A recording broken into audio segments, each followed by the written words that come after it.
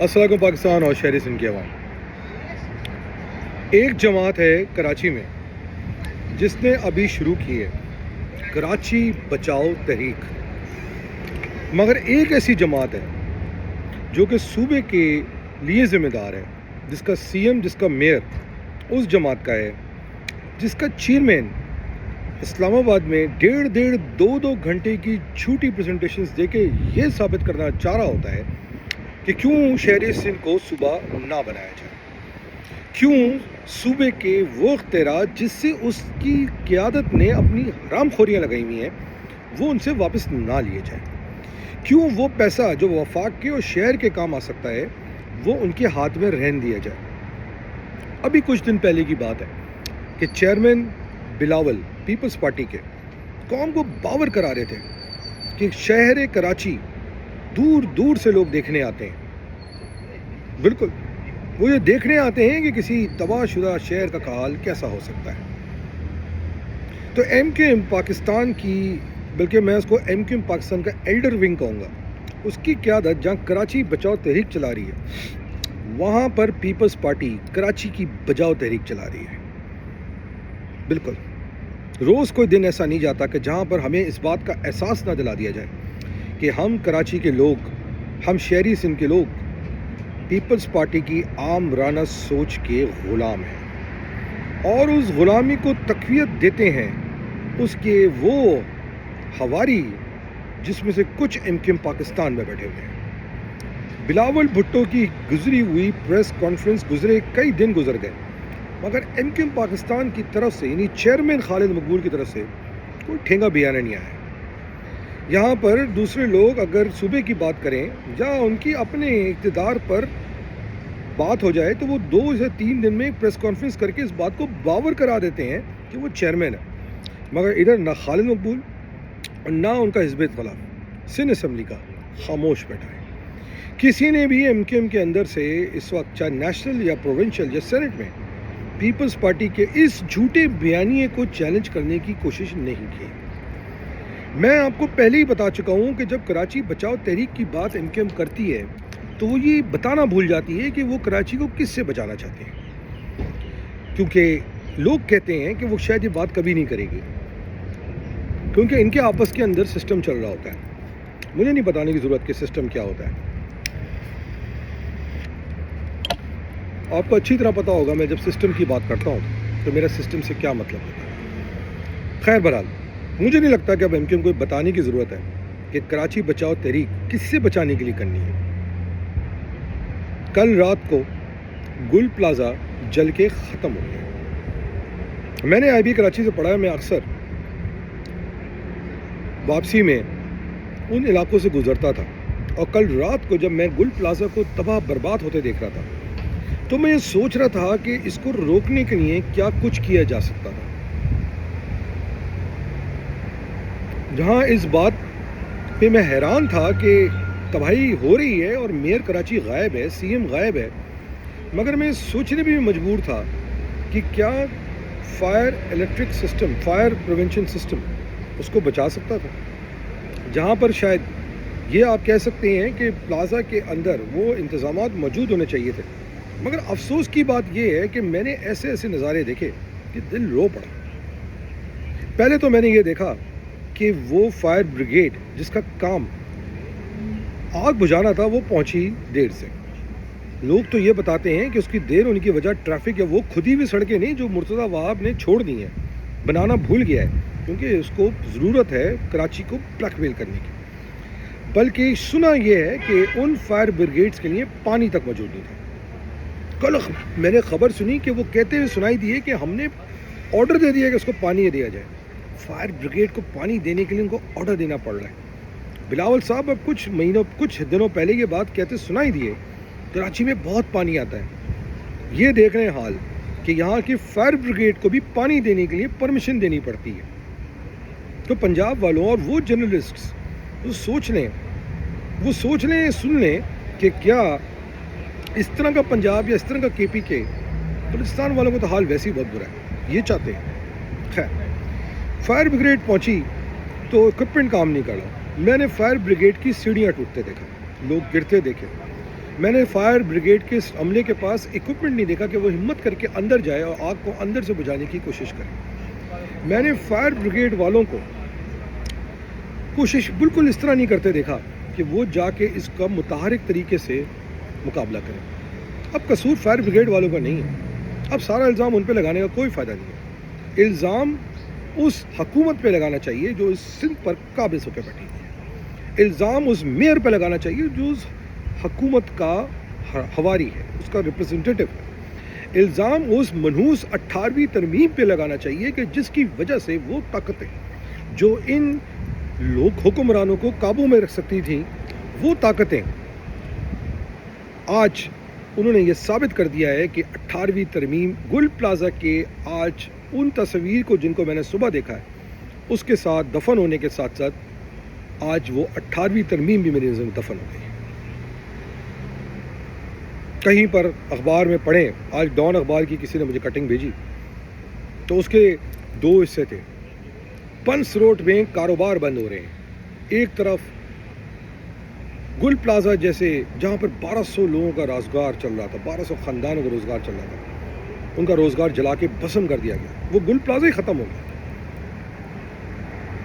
کیا یہ Peoples party کی نااہلی ہے؟ کیا یہ پیپلز پارٹی کا کچھ نہ کرنے کا رویہ ہے؟ کیا پیپلز پارٹی کراچی کو سزا دے رہی ہے؟ یا پھر ایک اور بات جو میرے ذہن میں آتی ہے، آج سے کچھ دن پہلے کراچی کے بزنس مین نے، تاجروں نے ریاست سے صوبے کی ڈیمانڈ کی، ریاست سے مدد کی ڈیمانڈ کی۔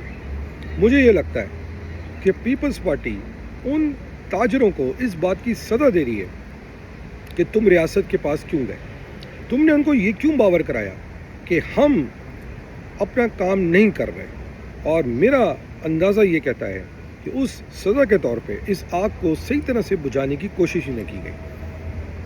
پانی روک دیا گیا، گاڑی دیر سے پہنچائی گئی، اکوپمنٹ نہیں دیا گیا۔ یہ پوری کی پوری ایک کانسپریسی ہے، جینوسائیڈ ہے۔ کراچی کے لوگوں کا جس طرح قتل عام کئی سالوں سے چل رہا ہے، کبھی وہ ٹمپر کے نیچے کچلے مارے جاتے ہیں، کبھی وہ کرنٹ لگنے سے مارے جاتے ہیں، کبھی وہ موبائل چھنتے میں مارے جاتے ہیں، کبھی وہ ڈکیتی میں مارے جاتے ہیں، کبھی وہ گٹر میں گر کے مارے جاتے ہیں، کبھی وہ بارش کے پانی میں ڈوب کے مارے جاتے ہیں، اور اب مجھے یہ لگتا کبھی وہ بیماری سے مارے جاتے ہیں۔ پیپلز پارٹی 18ویں ترمیم کے بعد تمام طبی نظام اپنے ہاتھ میں قابض کر کے بیٹھی ہوئی ہے، اور اب ہم نے دیکھ لیا کہ اب شاید کراچی والوں کا معاشی قتل عام شروع ہو گیا ہے۔ ریاست کو یہ سمجھنا پڑے گا کہ پیپلز پارٹی کو یہ بات پتہ ہے کہ اگر کراچی صحیح طرح سے ترقی کرے گا تو 2 وجہ ہوگی، 2 چیزیں ہوں گی۔ ایک، کراچی کے اندر رہنے والے چاہے وہ مہاجر ہوں، پنجابی ہوں، پٹھان ہوں، بلوچ ہوں، سندھی ہوں، وہ سب اگر پراسپر کریں گے تو پیپلز پارٹی کی اندرون سندھ کی حکومت کمزور پڑ جاتی ہے، کیونکہ وہ پیپلز پارٹی پیسے اور بدماشی کے زور پہ صرف حکومت کر سکتی ہے۔ اور دوسری بات کو یہ پتہ ہے کہ اگر کراچی کی معیشت صحیح طرح سے چلنا شروع ہو جائے تو ریاست کو دنیا کے سامنے کشکول پھیلانے کی ضرورت نہیں ہے۔ ابھی ہم دیکھ رہے ہیں کچھ دنوں سے ایک بیانیہ بنانے کی کوشش کی جا رہی ہے کہ ریاست کے اندر جھگڑے چل رہے ہیں تاکہ انویسٹرز یا ریاست کی معاش خراب کی جائے، چونکہ جب تک ریاست کی معاش خراب رہے گی ان لوگوں کا دال دلیا چلتا رہے گا، اگلی نسلوں کی سیاست ہوتی رہے گی۔ یہ وہ پیپلز پارٹی ہے جو پاکستان کھپے کہہ کر ریاست پہ احسان کرتی ہے۔ ابھی پچھلے دنوں میں نے ایک مایہ ناز جرنلسٹ اعزاز سید کا پروگرام دیکھا جس کے اندر وہ ایک فارمر ذوالفقار کے کارکن کی کہانیاں بتاتے سنائی دی، 1 سے سوا گھنٹے کا پروگرام ہے۔ اس کے اندر یہ بات عیاں ہو جاتی ہے کہ محترمہ نے کتنا بھی گھمایا ہو، اندر سے وہ ریاست کے خلاف اپنے بھائی کے تھرو کام کر رہی تھی۔ مجھے اب یہ سمجھ نہیں آتا کہ کب تک ریاست اس چیز کو برداشت کرے گی، کب تک ریاست کراچی والوں کو، شہری سندھ والوں کو ان کی لاشیں اٹھانے پہ مجبور کرے گی، کب تک ریاست ان کا معاشی قتل عام دیکھے گی، اور صرف ان کا نہیں بلکہ اپنا معاشی قتل عام دیکھے گی، کب تک ریاست کراچی کے بچوں کو گٹر پہ، روڈوں پہ، ڈمپر کے نیچے، پانی کے بارش کے نیچے، کرنٹ سے، بجلی سے اس سے مرتے دیکھے گی، کب تک ریاست اس چیز کو، اس بات کی اجازت دے گی کہ آج اگر کوئی ذرا سے بھی آواز اٹھائے اس پہ پیپلز پارٹی کے غنڈے بدماشی کر اس پہ ظلم کرنا شروع کر دیتے ہیں۔ اگر آج کوئی پیپلز پارٹی پہ بات اٹھائے تو لوگ اس کو سندھی قومیت پہ حملہ شمک کرنا شروع کر دیتے ہیں۔ پیپلز پارٹی کے لیپ پالک کرائے کے ٹٹو آ کے اس بات کو ثابت کرنا شروع کر دیتے ہیں کہ پیپلز پارٹی پہ بات کرنا شاید سندھی قوم کے خلاف بات کرنا ہے۔ ریاست پتہ نہیں کیوں کس وجہ سے بلیک میل ہو رہی ہے۔ چل میں ریاست کو ایک سلوشن بتاتا ہوں۔ میں ریاست کو یہ بتانا چاہتا ہوں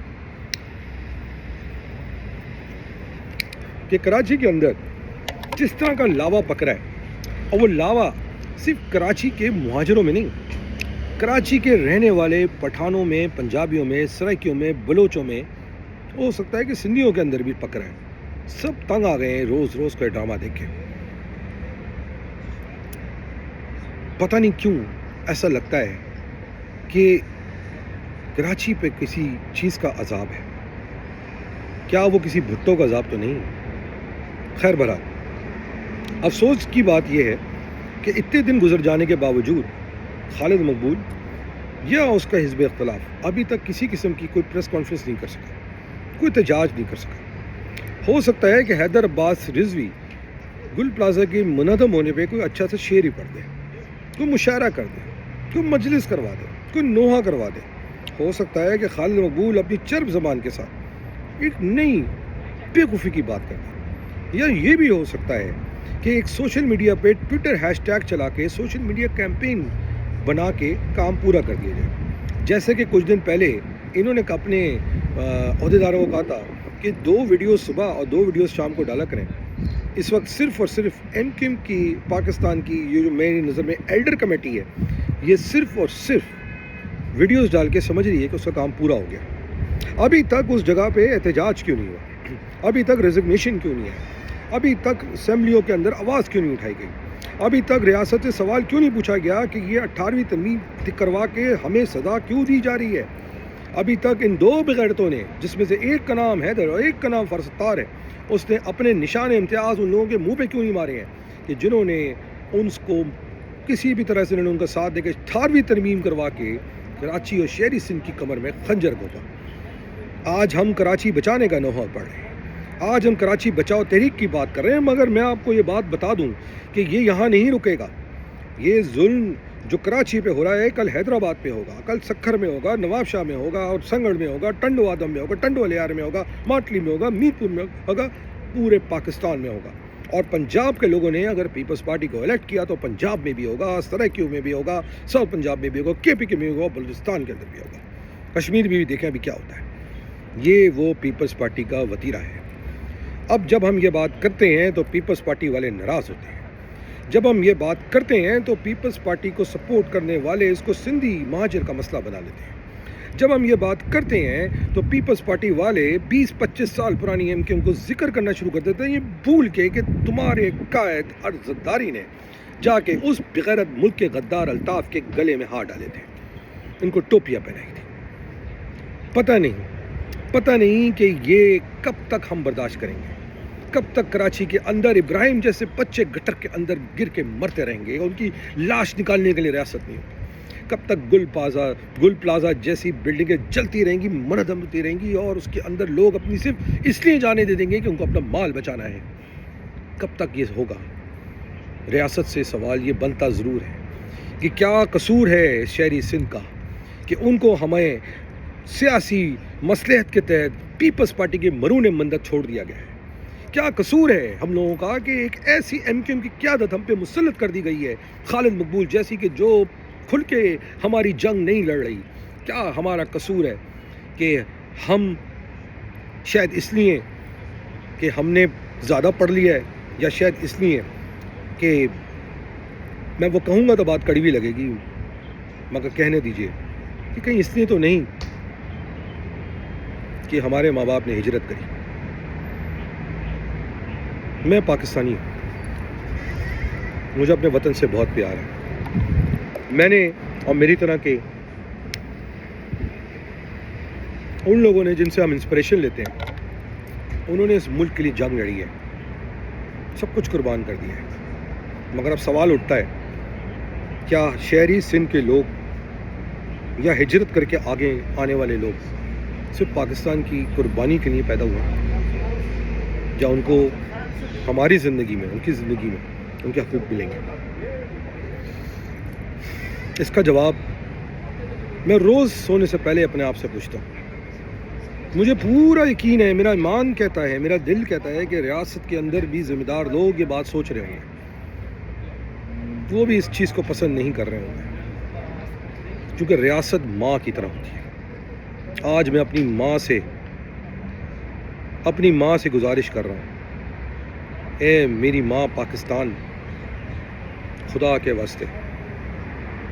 کے واسطے شہری سندھ کی اپنی اولادوں پر رحم فرما۔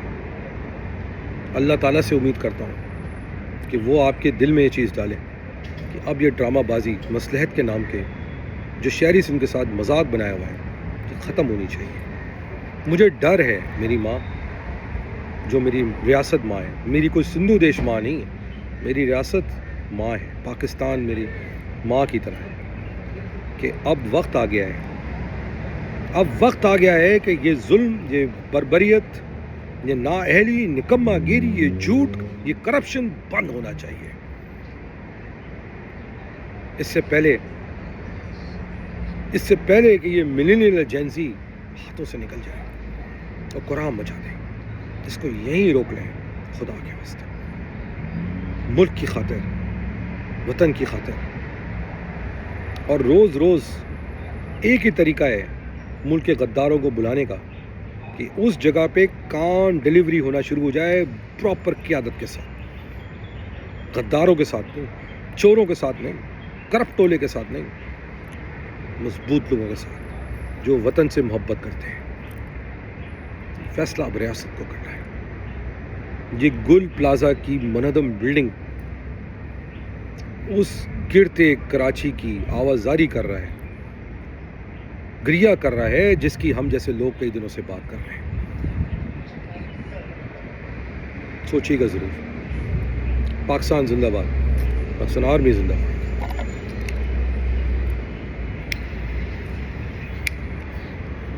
جے ماجد۔